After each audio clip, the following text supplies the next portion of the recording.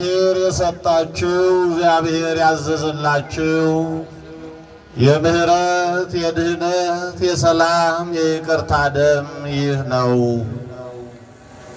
የሐዋርያው የቅዱስ ጳውሎስ መልእክት ለዕብራውያን የተጻፈ ምዕራፍ 9 ቁጥር 19።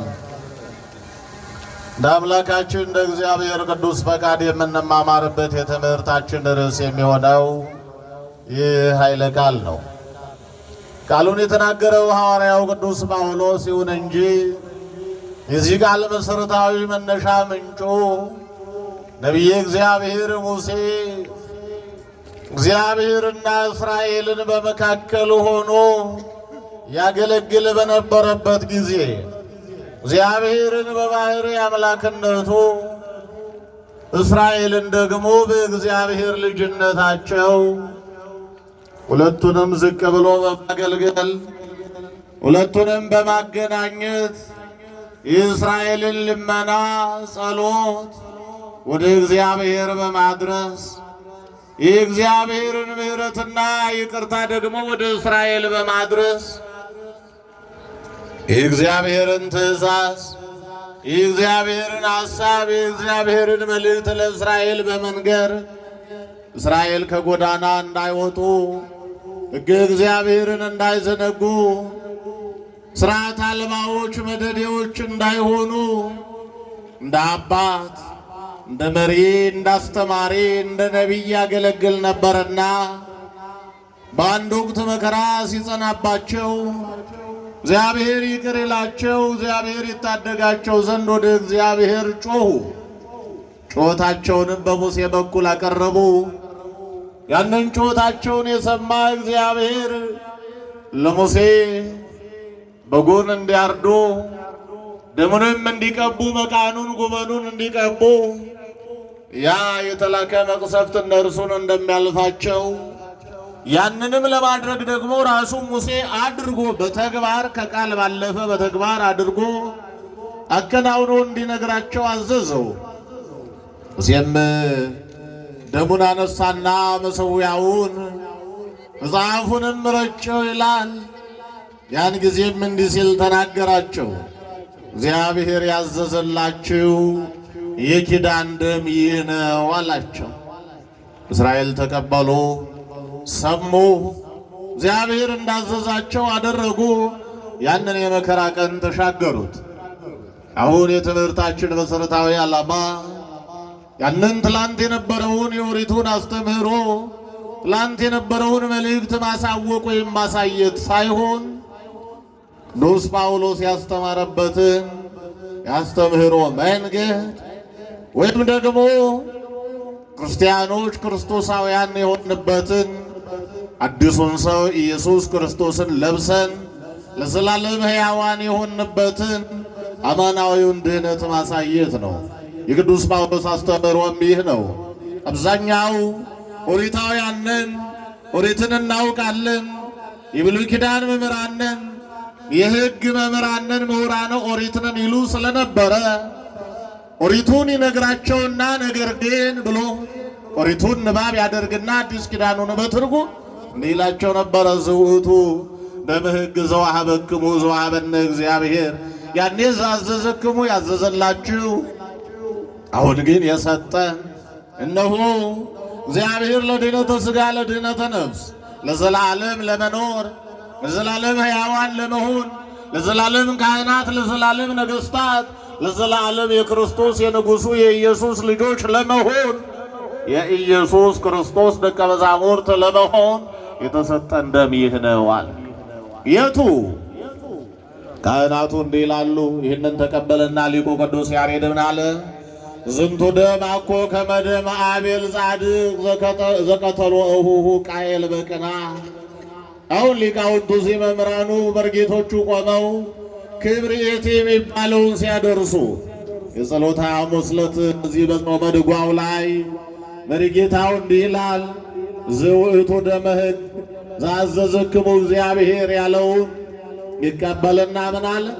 አሁን እየተነገረ ያለው ይህ እየተሰበከ ያለው ይህ እየተቀበልነው ያለው ይህ ቅዱስ ሥጋና ክቡር ደም እነሆ እንደ አቤል ደም አይደለም።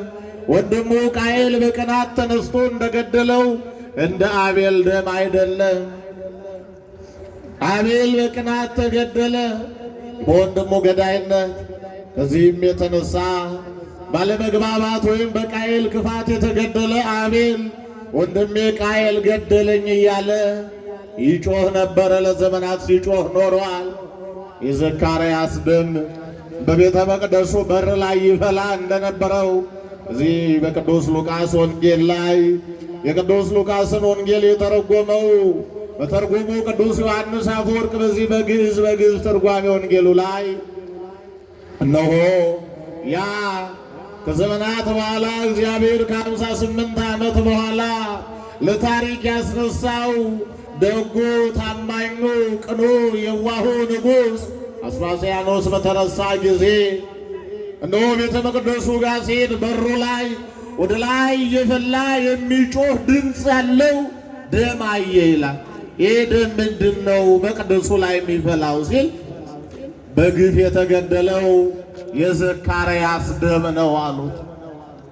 ለ58 ዓመት ሙሉ ይጮህ ነበረ፣ ይፈላ ይንተከተክ ነበረ ዘካርያስ የታረደበት ቦታ ላይ። እመና ዛሬ ካህናት ቀድሰው ወጥተው የታረዱባት ምድር ምን እያለች ይሆን? ዛሬ ያስቀድሰው የሚወጡ ምዕመናን የሚታረዱባት ምድር ምን እያለች ይሆን? የካህናቱ የንጹሐኑ የሊቃውንቱ የአማኞች የምዕመናኑ ደም የፈሰሰባት አገራችን ኢትዮጵያ ምን እያለች ይሆን? ማንስ መጥቶ ያስቆመው ይሆን? እናም ንጉሡ አየና አዘነ። በዘመኑ የነበሩትን ካህናት ሰብስቦ ይህንን ጉዳይ ያከናወኑትን በሙሉ ሰብስቦ እዚያ ዋጋ የሆኑ ዘንድ ንጉሡ አስፈጃቸው። ሃድአ ደም። ከዚያ በኋላ ደሙ ጸጥ አለ የሚፈላ። የአቤልም ደም እንዲህ ነበር የሚጮኸውና ያ የአቤል ደም ወደ እግዚአብሔር ሄዶ ቃየል ሆይ የቀተለኒ እያለ ይጮህ ነበር። ነገር ግን የአቤል ደም የፈሰሰው በምክንያት ነዋል።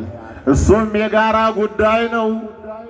ቃየል እህቱን ፈልጎ ምንም አቤል ታዛዥ የዋህ ደግ ቢሆንም ምንም አቤል ለእግዚአብሔርና ለአዳም የሚታዘዝ ለማንም የማይጎረብጥ መልካም ሰው ቢሆንም ነገር ግን ወንድሜ ገደለኝ እያለ የአቤል ደም የጮኸው ስለ ራሱ ክብር ነው።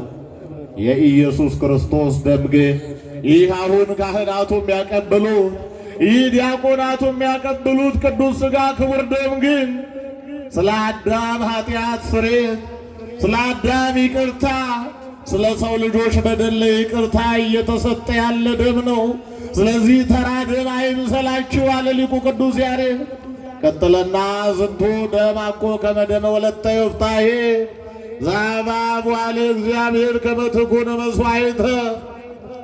እነሆ ይህ ደም ያ ዮፍታሔ መልካሙ ሰው በእያንዳንዱ እንቅስቃሴው እግዚአብሔርን ያስቀድም የነበረ ለሚመራው ሕዝብ ሁሉ እግዚአብሔርን አባት እግዚአብሔርን ኃላፊ አድርጎ አስቀድሞ የወጣ የነበረ ወደ ጦርነት ሲሄድ ፈቃደ እግዚአብሔር ጠይቆ ለአስተዳደር ለሸንጎ ለፍርድ ሲቀመጥ ፈቃደ እግዚአብሔርን ጠይቆ ሁሉን ነገር ለማከናወን ሲወጣ ፈቃደ እግዚአብሔርን ጠይቆ የወጣ የነበረው ዮፍታሔ የተባለው መስፍን ከመገፋት ከመከራ በኋላ ያነገሰውን እግዚአብሔርን ከመጠላት በኋላ አትበቃም አትሆንም ተብሎ ከመገፍተር በኋላ ከፍ ያደረገውን ያላቀውን እግዚአብሔርን አሰበ፣ ወደ እግዚአብሔር ተመለሰ። ትላንትም ከእግዚአብሔር ጋር ነበረ። በተለይም ደግሞ ጎረቤት ሀገር ያሉ የጎረቤት ሀገር መሪዎች መጣንብህ አለቀልህ አሉት። ኧረ እባካችሁ ስለ እግዚአብሔር የእናንተ ያላችሁበት የምትመሩት ሀገር በቂ ነው፣ ለእኔም ሀገሬ በቂ ነው። እባካችሁ ይልቁን ተደጋግፈን ተረዳድተን ከእናንተ የጎደለውን እኔ እያገዝኳችሁ ከእኔ የጎደለው እናንተ እያገዛችሁን ሕዝባችንን እንምራ አላቸው። ግን ሊሰሙት አልቻሉም። አይሆንም አሻፈረን አሉ። እንግዲያውማ ምን አደርጋለሁ? እግዚአብሔር ሆይ አብረኸኝ ውጣ አለና እግዚአብሔርን ይዞ እግዚአብሔርን አስፈቅዶ ወደ ጦር ሜዳ ወጣ። መጽሐፈ መሳፍንት ምዕራፍ 10 11 12 አንብቡት የዮፍታሔን ታሪክ ለማወቅ። እዚያ በኋላ ወጣ። ሲወጣ ፈቃደ እግዚአብሔር ጠይቆ ተስሎ ነበር የሄደው። ሲሄድ እንዲህ አለ፣ አሸነፌ ድል አድርጌ በሰላም ብመለስ ከቤቴ ወጥቶ የተቀበለኝን መሥዋዕት አድርጌ ለክብርህ አርድልሃለሁ ሰዋልሃለሁ ብሎ ተስሎ ሄደ። ጦርነቱ ገና ሳይጀመር ተጠናቀቀ። እግዚአብሔር አብሮ ስለወጣ ገና ሳይጀመር ተጠናቀቀ። ወዲያው እንደሄዱ እንደተጀመረ በድል አጠናቀቀ ዮፍታሔ። ልክ እንደ አድዋው እምየ ምኒልክ ንጉሥ ጳጳሳቱ፣ ኤጲስቆጶሳቱ፣ ካህናት፣ ጳጳሳት፣ ኤጲስቆጶሳት ሆነው ሕዝቡም ሕዝብ ሆኖ እግዚአብሔርንና የእግዚአብሔርን የቃል ኪዳን ታቦት ይዘው በወጡ ጊዜ እዚያ በሰማይም በምድርም ተሰልፈው የመጡትን ጠላቶች ድል አድርገን ኃያላን ግሩማን ልዑላን እንደተባልን ሁሉ እግዚአብሔርን ይዞ ሲወጣ የሰው ልጅ የማይሸነፈውን ያሸንፋል። ብቻውን ሲወጣ ደግሞ የማያሸንፉ ያሸንፉታል። ይገርማል እኮ። ግን ታሪክ አንባቢዎች ብቻ ስለሆነን ታሪክ ደጋሚዎች መሆን አልቻልንም። እኔ ያው ታሪክ ስቦኝ ነው፣ ይቅርታ። እና ሄደ። ወዲያው እውነትም በድል አጠናቀቀ። እልል እየተባለ ሲመለስ ወጻት የለተ ዮፍታሔ እንዘ ተዘብጥ ከበሮ ይላ ከበሮዋን ይዛ እልል እያለች ዮፍታሔ አንድ እያለች ታላቅ የላ ታናሽ የላ ብቻዋን አንዲት ልጅ ሆና እርሷ እልል እያለች ስትወጣ ዮፍታሔ ከሩቅ አያትና አለቀሰ። ምክንያቱም ከሩቅ ሆኖ ያይ ነበር። ወጥቶ ይቀበለኝ ይሆን እያለ ለመሥዋዕት የሚሆነው ወጥቶ የሚቀበለውን የተሻለውን በጉን ይጠብቅ ነበር። ዮፍታሔ ስለት የተሳለው በነገራችን ላይ ሲበላ ከሚበላው የሚያጎርሰው፣ ሲጠጣ ከሚጠጣው የሚያጎርሰው፣ ሚሳሳለት ከልጅ በላይ የሚወደው ነጭ በግ ነበረው እና እሱ ወጥቶ ይቀበለኛል ብሎ እሱን ሊያርድ ነው የተሳለው። ይህንን ታሳቢ አድርጎ ነበረ እንጂ ልጅ ወጣ ትቀበለኛለች አላለም። የሚወደው በግ ስለነበረው ያንን የተወደደ በግ ሊሰዋለት ነበረ። ምናልባት ይህን ለማብራራት ሁላችንም በግ ያልጠበቀ ይኖራል ብዬ አላስብም። በተለይ ያንተ ነው ይሄ ግልገል ከተባልን ከድንቹ ከእንጀራው ነው የምናጎርሳቸው አይደለም። እንግዲህ ጠብቃችሁ ከሆነ ነው። አብዛኛው በግም ራሱንም የማይጠብቅ ሊሆን ስለሚችል ማብራራቱ ችግር ነው። እኔው በእኛ ልክ በገበሬነት ልክ ላውራችሁ። በይሄ ግልገል ያንተ ነው ከተባልን ትርፍራፊው በሙሉ ፍርፋሪውን በሙሉ የኛ ለተባለው ግልገል ነው የምንመግበው የነበረው። በቃ ዳው ብንችል በአንድ ቀን ትልቅ አድርገን ነው ብናደርሉ ደስ ይለናል። ልክ እንደዚህ ነበር ዮፍታሔ ያን በግ ተንከባክቦ ያሳደገው። ግን በጉ አልመጣም። ልጁ መጣች፣ ተቀይራ፣ ደነገጠ። ያልጠበቀው ነገር ሆነበት፣ አለቀሰ። አባዬ ምን ሆነሃል? እየተዘመረልል እየተባለ ያለው አሸንፈህም አይደል እንዲህ አለችው። አዎ ልጄ ውጭውን አሸነፍ፣ ግን ምን ታረጊዋለሽ? ባንቺ ተሸነፍኩ አላት። አይቀስክን ወለንቴ ልጄ ያሰናከልሽኝ፣ እንቅፋቱን ሽብኝ፣ አስደነገጥሽኝ እኮ አላት። እኮ ምን አድርጌ አለችው። ነገራ ስሄድ ለእግዚአብሔር ቃል ገብቻለሁ፣ ወጥቶ የተቀበለኝ ነው ሰዋላለሁ ብዬው አለ። ታዲያ ብርቅ ነው እንዴ አባዬ? እኔ እድሉን አግኝቼ እንደ ይስሐቅ ሆኜ አንተም እድሉን አግኝተ እንደ አብርሃም ሆነ። ሲጀመር እግዚአብሔር ከ10 ልጆች ከ50 ልጆች አይበልጥምን? እኔ አድጌ ከምጦርህ ይልቅ እግዚአብሔር በእርግና ዘመን ቢንከባከብህ የተሻለ አይሆንም አለችው። አረጋውያን ልጅ ከጦረው ይልቅ እግዚአብሔር የጦረው እድለኛ ነው። ሰው ካከበረው ይልቅ እግዚአብሔር ያከበረው የተሻለ ነው። ሰዎች እልል ካሉለት፣ ሰዎች ከዘመሩለት፣ ምድር ካሸረገደችለት ይልቅ እግዚአብሔር ያከበረው፣ እግዚአብሔር የባረከው እርሱ ታላቅ ነው። አባዬ እግዚአብሔር ፈቅዶ መሥዋዕት ለመሆን ያብቃኝ እንጂ ይሄ የማናገኘው እድል ነው፣ አትጨነቅ አለችው። ይህን ጊዜ እሱም ደስ አለው። ልጄ እኔ እኮ አንድ ልጄ አንቺን ማጣት ሳስቼ እንጂ ይሄማ ታዲያ አንቺ ከገባሽ ትልቅ እድል አይደለም። እውነት ነው አለ። አባዬ ካንተ ይልቅ እግዚአብሔር ለኔ አባት ነው አለች። ወጣቶች አስባችሁታል?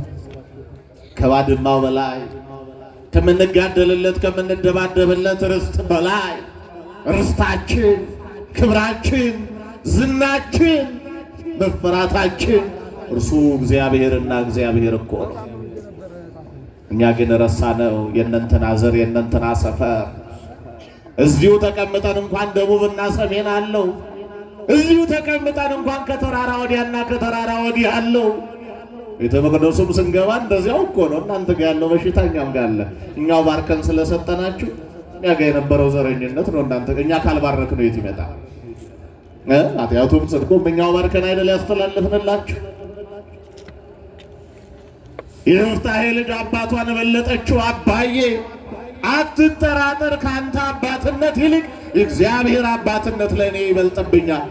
ከእኔ ልጅነት ይልቅ የእግዚአብሔር ልጅነት ለአንተ የተሻለ ነው። እግዚአብሔር እንደ አባት ከፍ ብሎ እንደ ልጅ ደግሞ ዝቅ ብሎ የሚንከባከብ እኮ ነው። ማን ይሙት እኔ ጦር ሜዳ አብሬ ሄድኩ። ጦር ሜዳ አብሮ ሄዶ ድል አድርገህ እንድትመለስ ያደረገህ ከሰራዊቱ በላይ ክብር የሆነ መፈራትን ሞገስን ያላበሰ ማን ነው አለችው። እግዚአብሔር እኮ ታዲያ ይህንን ንጉሥ አመስግነው። ለዚህ ንጉሥ እኔን መሥዋዕት አድርገህ ለማቅረብ እግዚአብሔር ስለትን ስለሰማ ስላልናቀ ደስ ይበልህ አለችው። ወጣቶች አሁን አባቶቻችን ወላጆቻችን እንዲህ ብለው ቢሳሉ ትስማማላችሁ? መሥዋዕት ለመሆን እንዲያው እሱን ተውትና ቄስ ሆናችሁ ለማገልገል ተስያለሁ ሂድና የቄስ ትምህርት ተማር ብትባሉ የሚማር ፈቃደኛ የሆነ ትውልድ አለ? እንዲያው እኛ ራሱ አረ እንዲሆን የባለፍኩበት ኃይል ለልጅ ያላሳየውም አይደለም እንል። እውነት ነው። ኃጢአታችንን ለልጃችን ማሳየት የለብንም። ዘረኝነታችን፣ ሌብነታችን፣ አመንዝራነታችን፣ ሟርተኛነታችን፣ ከፋፋይነታችን ማውረስ የለብንም። ግን ትክክለኛውን መስቀላችንና ዳዊታችን ታዲያ ለማን እናወርሰዋለን? እኛ የጀግኖቹ የካህናቱ ልጆች ጀግኖች ሆነው ማደግ የለባቸው? ወዳጄ ምንሽሩን ከማውረስ በፊት መስቀልን ታሪክህን አውርሰው። የእነንተናን ነገር እንዳትረሳው ብሎ ምንሽር የሚያወርሳለ። አንተ አቅቶ ያልጨረስከውን ደም ልጅህ እንደገና የልብ ካለ መጀመሪያውኑ ጨርሰው አታልፍም ነበር እንዴ አባቴ? አንተ ያቃተህን አንተን ያጎበጠ አንተን አንገት ያስደፋህን ታሪክ እንደገና ለልጆች እግዚአብሔር ልጆች ባካችሁ ወደ እግዚአብሔር እንመለስ፣ ልብ እንግዛ። ይሄ እኮ ነው ይኸው አሁን አላኗኑረን ብሎ ወጣቱን በሙሉ ጫካ የሚያሳድረው። ይሄ እኮ ነው ዓለምን ምድረ በዳ ያደረጋት። ይሄ እኮ ነው ታላቋን ማማ ኢትዮጵያ የትውልድ ድሃ ያደረጋት። ይሄ እኮ ነው ያስተሳሰብ ድሃ ያደረገ። በእናቶች እንባ በወጣቱ ደም የምትታጠብ ምድር የፈጠርነው እኮ እኛ ነን። እስኪ እንመለስና እንዳምጥ እና የዮፍታሔ ልጅ ምን አለችው ለአባቱ? አባዬ ይሄን ድል እንዳያመልጠን ተስማማ፣ ባይሆን አለችው አብሃኒ ክሌተ አውራሃ እብኪ በእንተ ድንግልናዬ፣ ስለ ድንግልናዬ አለቅስ ዘንድ ወደ ታላቁ ተራራ ወደ እግዚአብሔር ተራራ ልሂድና 2 ወር ሱባኤ ልግባ ፍቀድልኝ፣ ለመሥዋዕትነት የበቃው ያላደፍኩ እንደሆነ አለችው። አያችሁ በስጋ ድንግልት ናት፣ ግን እሳ ስጋዊ ድንግልናው የህሊና ድንግልና እንዲታከልበት እግዚአብሔር የሚቀበለው አይነት ንጹሕ መሥዋዕት ለመሆን እንድበቃ ወደ ገዳም ልሂድ አለችው። ያኔ ወደ ተራራው፣ አሁን ወደ ገዳሙ። እኛ ገዳም ሄደን ሰልፊ ለመነሳት ነው አይደለ ወጣቶች? እንትን ገዳም ሄጄ እንትን ገዳም ሄጄ እንትን ገዳም ሄጄ ገዳም ቆጠራ ነው። እሷ ግን ልታለቅስ እግዚአብሔር በፊቱ ለመቆም የበቃች ክርስቲያን እንድትሆን እንዲያደርጋት ነበር። አብሃኒ ክሌተ አውራ 2 ወር ስጠኝ አለችው። ሄደች፣ አለቀሰች፣ ጨርሳ ስትመጣ መሥዋዕት ሆነች። እና ሊቁ ቅዱስ ያሬድ ምን አለ? ዝንቱ ደማቆ ከመ ደመ ወለተ ዮፍታሔ፣ የዮፍታሔ ልጅ ደም ምንም ቅን፣ ምንም የዋህ፣ ምንም ታዛዥ፣ ምንም አማኝ ብትሆን የፈሰሰው ግን አለ አባቷ ስለተሳለ። አባቷ የተሳለው የራሱን ክብር ንግስናውን ለማስጠበቅ ነው፣ ሌላ ዓለም ለማዳን አይደለም። እሷም የተሰዋችው አባቷ ከእግዚአብሔር እንዳይጣላ፣ አባቷ ቃላባይ እንዳይሆን፣ በእግዚአብሔር ዘንድ እሷም አባቷም ሞገስ እንዳያጡ ነው። የኢየሱስ ክርስቶስ ደም የፈሰሰው ግን አዳምን ወደ ቀደመ ርስቱ ለመመለስ ንጉሥ ለማድረግ ነው። አዳምን ወደ ገነት ለማስገባት ነው። ክህነቱን፣ ንጉሥነቱን፣ ልዑልነቱን፣ ኃያልነቱን፣ ግሩምነቱን ሊመልስለት ነው። ይቆያል።